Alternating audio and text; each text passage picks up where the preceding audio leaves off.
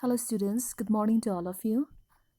In this video, we are going to learn a very interesting story from your Honeydew textbook in English for class 8. Chapter 9, The Great Stone Face-1 by Nathaniel Hawthorne. This story has got two parts, part 1 and part 2 in Great Stone Face-1. And later on you will see in chapter 10 also, continuation of the story, that is Great Stone Face-2. So in this video, I'll explain the story and I'll also tell you the difficult word meanings. You can see the picture there. The story is all about the Great Stone Face. So let us see what is that Great Stone Face and what is it all about. Just below the picture, there under the heading before you read, there are some points given there regarding the story. So now let us see. Seen from a distance, hilltops and huge rocks seem to assume various shapes. They may resemble an animal or a human figure. People attribute stories to these shapes. Some stories come true, others don't. The Great Stone Face is one such shape that reminds the inhabitants of the valley of a prophecy. What was it? Did it come true? So these are the two questions. So when we look from a distance, the hilltops and the huge rocks, they seem to assume various shapes. Sometimes they may resemble. Resemble means look like. They may look like an animal or a human figure. Okay, so this story is about a great stone. Okay, a great stone that resemble a human face. So people, by seeing that, they attribute stories. Attribute means regard something as being goes by. They made up a story by themselves, okay, of these shapes, these kind of shapes. And some stories which are being made by the people come true and others don't. So in this story, the Great Stone Face is one such shape that reminds the inhabitants of the valley. The people living in the valley. Inhabitants means those people, those who are living in that valley, they had a prophecy. Okay, so prophecy means a statement that tells what will happen in the future. So they believe, they had a strong faith and belief in their prophecy. So the people living in that valley. Okay, so now let us see what was the prophecy. And let us see whether the prophecy came true or not. Now the story begins in this way. One afternoon when the sun was going down, a mother and her little boy sat at the door of their cottage, talking about the Great Stone Face. They had only to lift their eyes and there it was, plain to be seen, though miles away, with the sunshine brightening all its features. So long ago, one afternoon when the sun was setting, a mother and her little boy, a small boy, they sat at the door of their cottage and they were talking about the Great Stone Face. Because from their house, okay, from that cottage, it was just a mile away, okay, miles away. It was not that much far. So from their house, okay, from their cottage, they can see the stone face, the Great Stone Face very clearly. So they will sit at the door of their cottage and they will talk about the Great Stone Face. So they had only to lift their eyes and there it was. It means the Great Stone Face, which means it was not that much far from their cottage. So the sunshine, okay, brightening all its features. So when the sunlight, the sun rays falls on that Great Stone Face, it brightens its features. They can see the face very clearly. Now next, and what was the Great Stone Face? The Great Stone Face was a work of nature, formed on the perpendicular side of a mountain by some immense rocks which had been thrown together so that When viewed at the proper distance, they resembled the features of a human face. So what was the great stone face? Here it says, the great stone face was a work of nature. It was formed on the perpendicular side of a mountain by some immense rocks. Immense means a very huge rocks. Okay, huge rocks. So, which had been thrown together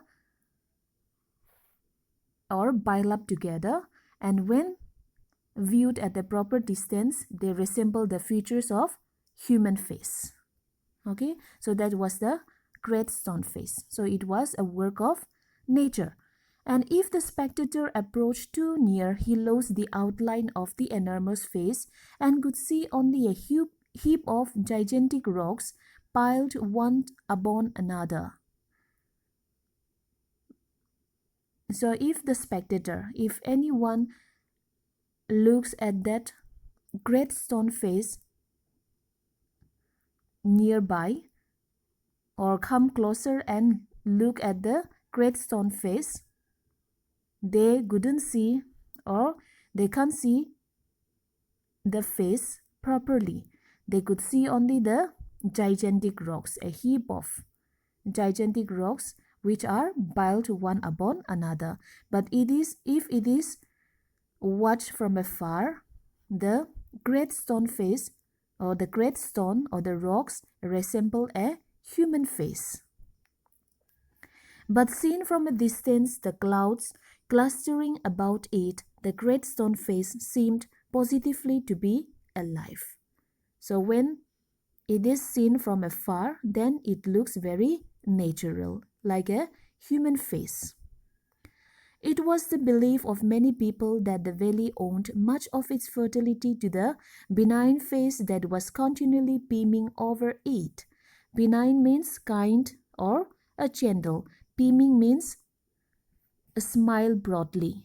Okay, so it was believed that by the many people that the people those who live in that valley, they had the land was very fertile, and so they believe that it is all because of the kindness, because of the gentleness and the kindness of that great stone face. The great stone face kept on smiling, and it was all because of that great stone face that the land was very fertile. Okay, so this was believed by many people of that valley. A mother and her little boy, as we said earlier, sat at the door of their cottage, gazing at the great stone face and talking about it. The child's name was Ernest. So in the beginning of the story, we were talking about a mother and her little boy who sat at the door of their cottage looking at the great stone face. That child, that small boy was Ernest. His name was Ernest. You can see the picture there, the mother and the boy sitting at the door and watching at the great stone face, which is just miles away from their cottage. Okay, so what is the child's name? Ernest. Okay, the child's name was Ernest. Mother, said he, while the great face smiled on him, I wish that it could speak, for it looks so very kindly that its voice must indeed be pleasant. If I ever see a man with such a face, I should love him very much. So this is what the boy said to the mother. So looking at the great face that smiled on him, he wished that the great stone face could speak. He really wanted to talk to that great stone face because the face seems to be very kind. And so he told to his mother that if he happen or if he ever see a man with such a face, he should love to talk to that person. Okay, so this is what the boy said to the mother with so much of admiration towards the great stone face. Okay, if an old prophecy should come to pass, answered his mother, We may see a man sometime with exactly such a face as that. What prophecy do you mean, dear mother? Eagerly inquired Ernest. Please tell me about it. So here now the mother told to him that if prophecy means statement that tells what will happen to the future. Okay, so the mother told him that if that old prophecy comes true, then surely he will be able to see a man with the same face as that of the great stone face. So the child couldn't understand. The child was so surprised, and he asked his mother what prophecy it was, or what prophecy she was talking about. So he insisted her to tell him about the prophecy. So his mother told him a story that her own mother had told her when she herself was younger than little Ernest, that at some future day a child should be born near here who was destined to become the greatest and noblest person of his time, and whose face in manhood should bear an exact resemblance to the great stone face. Many still had faith in this old prophecy, but others took it to be nothing but idle talk. At all events, the great man of the prophecy had not yet appeared. So this is what the mother told to the small child, the small boy, that is Ernest. So his mother said that while she was very small, younger than little Ernest, at that time her own mother had told her a story that is about the prophecy of this great stone face, that one day in the future a child will be born who will have a face that resembles to this great stone. Okay, and that child will become the greatest and noblest person of his time. And in the manhood, when he turns into a manhood, the child's face, okay, after growing up, his face will exactly look like the great stone face. So this was told by his mother's mother, that is his grandmother. Okay, while his own mother was younger than him. So again, the mother also told to him that many still had faith in this old prophecy. Faith means belief. Still many people believe to this old prophecy, and still they keep on waiting for that person, okay, to be born. The person who will have a resemblance of this great stone face. And the mother also told to him that from that time onwards till now, the great man of that prophecy had not yet appeared, or not yet born. "Oh, mother," cried Ernest, clapping his hands above his head, "I do hope that I shall live to see him." His mother was an affectionate and thoughtful woman. It was proper, she thought, not to discourage the fanciful hopes of her little boy, so she said to him, "Perhaps you may." Then the boy, okay, Ernest was so excited that he clapped his hands over his head. And he told to his mother that he hopes to live for a long time to see that man who has a resemblance of that great stone face, which means he really wanted to see before he died. So his mother was very affectionate, was very thoughtful, that she did not discourage his fanciful hopes. What is meant by fanciful? Fanciful means imagination or unrealistic.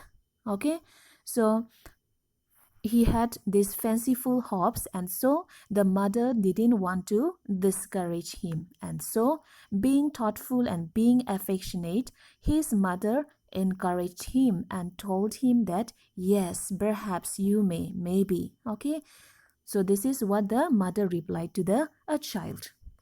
And Ernest never forgot the story that his mother told him. It was always in his mind whenever he looked upon the great stone face.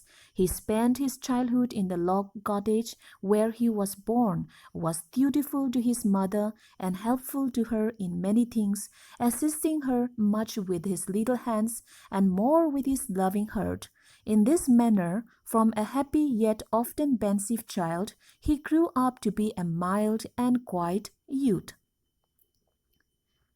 So from that day onwards, the small child Ernest, he never forgot the story that his mother had told him. So what was the story? The story was about the prophecy of the great stone face, that there will be a person, there will be a child who will be born, and when he grows up to a manhood, his face will resemble to the great stone face. Okay, so he never forgot the story what his mother had told him. It was always in his mind whenever he looked upon the great stone face. So this Ernest spent his childhood in the log cottage, okay, where he was born. He was very dutiful to his mother. He was very helpful to her in many things, assisting her, helping her with his little hands, and more with his loving heart. Okay, so in this manner, Ernest, okay, from a happy yet often pensive child. Pensive means thoughtful, very intelligent. Okay, so he was a very happy child, okay, a very intelligent child, and in this way helping his mother in many ways. And he grew up, okay, he grew up to be a very mild, a very soft, and very quiet youth. Ernest had no teacher, but the great stone face became one to him. When the work of the day was over, he would gaze at it for hours until he began to imagine that those vast features recognized him and gave him a smile of kindness and encouragement. So Ernest, he had no teacher. The only teacher was the great stone face.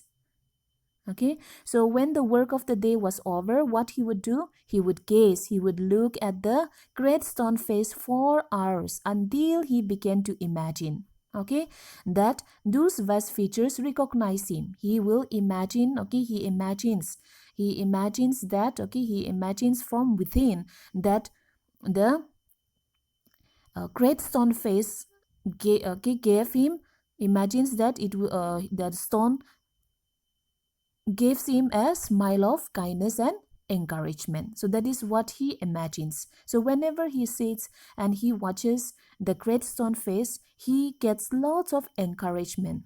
Okay, he gets lots of wisdom and encouragement. And by seeing the great stone face, he feels that the great stone is smiling at him, giving a very smile of kindness and encouragement. So he had a very strong attachment towards the great stone face from his childhood, okay, till now, okay, from his childhood till now, he had been watching that great stone face, and he had built up a very strong relation with that great stone face. And he feels that whenever he looks at the great stone face, he thinks that the great stone smiles at him with kindness and encouragement.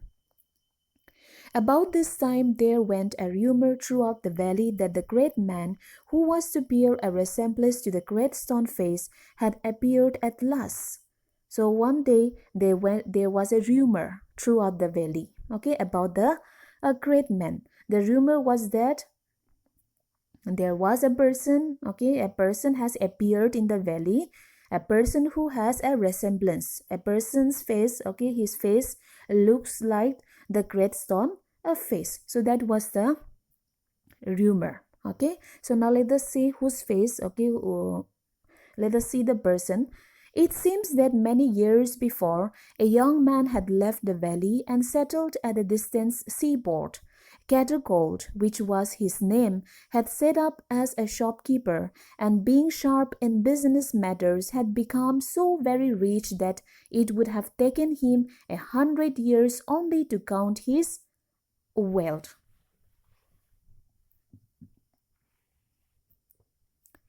So the rumor, okay, the rumor was that a person has appeared in that a valley, a person who has the resemblance to the great stone face. So now here it says many years before, a young man from that valley, a young man had left the valley and he settled at the distant seaport, whose name was Cattergold. Okay, so this Cattergold, he went away from that valley and he had set up as a shopkeeper, and being very intelligent in business matters, he had become so very rich. He had become very rich.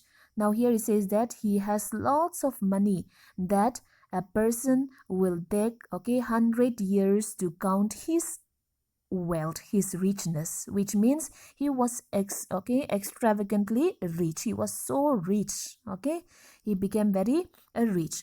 So in time he thought of his native valley and decided to go back there and end his days where he had been born.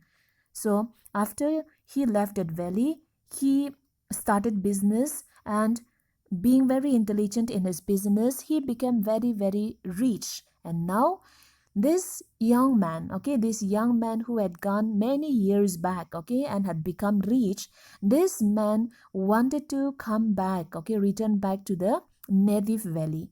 And he decided, to go back there and to end his days. Now he has already become old and he wanted to retire in his own native valley, where his birthplace. So Ernest had been deeply stirred by the idea that the great man, the noble man, the man of prophecy after so many ages of delay was at length to be seen in his native valley. While the boy was still gazing up the valley, one day, and imagining that the great stone face returned his gaze, the noise of wheels were heard, and a crowd of people cried, "Here comes the great Mr. Catterfold." Stirred means moved. So when Ernest also heard about that a man who resembles the great stone face has appeared in the valley, he had been deeply stirred. He was deeply moved. He was surprised by the idea of that great man, the noble man. Noble means a person who has got great qualities. So he was very much surprised after so many ages of delay, being late, for many years, at last that great person has appeared in that place, a person who has a resemblance to the great stone face. So he was so much moved. So while the boy was still gazing up the valley one day and imagining that the great stone face has returned his gaze, at that time he heard a noise, the noise of wheels. And a crowd of people, they were crying out, "Here comes the great Mr. Catterfold." So Catterfold has already reached the valley, and the people, they were shouting. A carriage drawn by 4 horses dashed round the turn of the road. Within it, thrust partly out of the window, appeared the face of an old man with yellow skin. So there came a carriage, a cart that was drawn by 4 horses. And this Mr. Catterfold was inside the carriage, inside the cart. So Mr. Catterfold, he partly looked out of the window. And here it says, Mr. Catterfold appeared, as an old man, which means he has already become an old man with yellow skin. Yellow skin means pale skin. He had a very pale skin. The very image of the great stone face shouted the people, "Sure enough, the old prophecy is true. Here we have the great man at last." So this is what the people, they shouted when they saw this old man looking out of the window. A man who is already old and has a yellow skin, a pale skin. So they all shouted, the people, they shouted that, yes, at last, the very image of the great stone face has appeared. And they all said that the old prophecy has proved to be true. So here we have the great man at last. That is what The people, they shouted, receiving Mr. Catterfold in their valley. And what greatly puzzled Ernest, they seemed actually to believe that here was the likeness which they spoke of. He turned away sadly from the wrinkled shrewdness of that unpleasant face and gazed up the valley where the stone face seemed to say, "He will come, fear not, Ernest, the man will come." So Ernest also ran towards the crowd to see that Mr. Catterfold. The people, they believed that that man was the man who has resembled to the great stone face. But Ernest was very puzzled, very confused when he saw that man, that old man. Okay, the people, all the people, they believed that he was a likeness, okay, of that great stone face. But according to Ernest, he didn't seem to be, his face didn't resemble the great stone face. So Ernest, he turned away very sadly from that wrinkled shrewdness of that unpleasant face. So who has got wrinkled shrewdness of that or unpleasant face? That is Mr. Catterfold. Okay, so Ernest believed that no, this man cannot be the man about the prophecy. What the prophecy had said. Okay, this man cannot be the one. Okay, so he was very sad and he turned away. Okay, he turned away from that wrinkled shrewdness of that unpleasant face, and he gazed up the valley, and again he looked up at the great stone face. Okay, and he felt, he had a feeling from inside that the stone face seemed to be telling him that yes, don't be discouraged. Okay, he will come. Fear not, Ernest, the man will come. So this is what he felt. He felt that looking at the great stone face, he felt that the stone was the great stone, the great stone face was telling him that he should not be, telling him not to be discouraged because very soon he will come. He means the person who has resemblance of whose face will look like the great stone face. Okay, so once again he got encouragement watching at the great stone face. So everyone believed that that man was the one, okay, that the prophecy had talked about, okay, or prophesied. But Ernest did not believe. Ernest was very confused, and he strongly believed that Mr. Catterfold was not that one which the prophecy, or which that they had prophesied. Okay, so this is the explanation of the part 1 of the chapter 9, the Great Stone, phase 1. So part 2 we will learn again in the second video. Okay, so thank you students for watching this video.